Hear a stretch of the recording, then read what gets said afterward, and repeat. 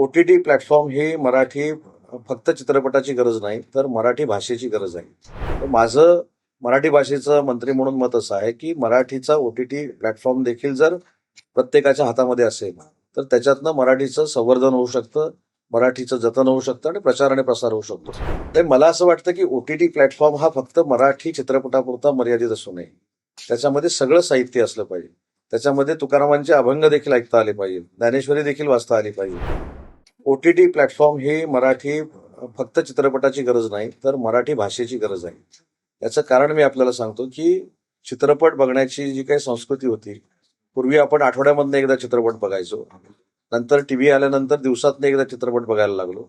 आणि आता advance mobile हातात आल्यानंतर आपण दिवसाला एक 2 चित्रपट बघतो, हेडफोन कानाला लावून. तर माझं मराठी भाषेचं मंत्री म्हणून मत असं आहे, की मराठीचा OTT प्लॅटफॉर्म देखील जर प्रत्येकाच्या हातामध्ये असेल, तर त्याच्यातनं मराठीचं संवर्धन होऊ शकतं, मराठीचं जतन होऊ शकतं आणि प्रचार आणि प्रसार होऊ शकतो. आणि चांगलं साहित्य हे पुढच्या पिढीपर्यंत पोहोचू शकतं. म्हणून OTT प्लॅटफॉर्म हा अतिशय महत्वाचा आहे आणि अत्यावश्यक आहे.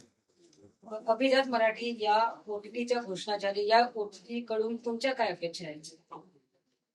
मी सांगितलं ना, की मराठीचं जे साहित्य आहे, आता मराठीमधले जे साहित्यिक आहेत, त्यांचं सगळं साहित्य ह्या OTT प्लॅटफॉर्मवर असलं पाहिजे. मी मगाशी जसा उल्लेख केला, की दादासाहेब फाळकेंनी चित्रपटाची सुरुवात केली, बाबूराव पेंटरनी आपला पहिला कॅमेरा तयार केला. त्या सगळ्यांची माहिती पण भावी पिढीला मिळाली पाहिजे. मराठी भाषा नक्की काय आहे, मराठीतले संगीतकार काय आहेत, मराठीतले गीतकार काय आहेत, हे देखील सगळ्यांना कळलं पाहिजे. आणि मराठीचं तंतोतंत 0 ते 100 पर्यंत सगळं साहित्य हे त्याच्यामध्ये इन्क्लूड असलं पाहिजे.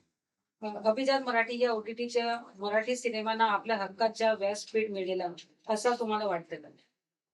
नाही, मला असं वाटतं, की OTT प्लॅटफॉर्म हा फक्त मराठी चित्रपटापुरता मर्यादित असू नये. त्याच्यामध्ये सगळं साहित्य असलं पाहिजे. त्याच्यामध्ये तुकारामांचे अभंग देखील ऐकता आले पाहिजे, ज्ञानेश्वरी देखील वाचता आली पाहिजे. तर असं संकोचित वृत्तीनं हा OTT प्लॅटफॉर्म चालता कामा नये. मराठी हे फार मोठं काम करण्याचं एक क्षेत्र आहे आणि त्या मराठीतलं सगळं साहित्य जे आहे ते OTT प्लॅटफॉर्ममध्ये असलं पाहिजे. कुठे जाऊन किती सपोर्ट असणार त्यांच्या? नाही, माझा पूर्ण सपोर्ट आहे म्हणून माझ्याच कार्यक्रमात त्याचं उद्घाटन केलं मी. सोशल मीडियाच्या भाऊ गर्दीत विश्वासार्हतेने चकाकणारे नाव म्हणजे लेट्सअप मराठी. सगळ्यांना, सगळ्या नागरिकांना ती स्पीच, ती लेट्सअप वरील मुलाखती म्हणजे विचारांचा खजिना. त्यानंतरच्या निवडणुकीमध्ये मला सोडून गेले.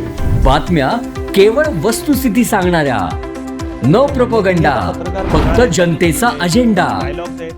क्योंकि आने वाला कल जाने वाला है, जाने वाला कल आने वाला है. राजकारण, मनोरंजन असो की क्रीडा क्षेत्र, महाराष्ट्राची स्पंदने संवेदनशीलतेने टिपणारे माध्यम म्हणजे लेट्सअप मराठी. जगासोबत एक पाऊल पुढे राहण्यासाठी लेट्सअपचे ॲप, सोशल मीडिया आणि वेबसाईट सोबत कनेक्टेड रहा.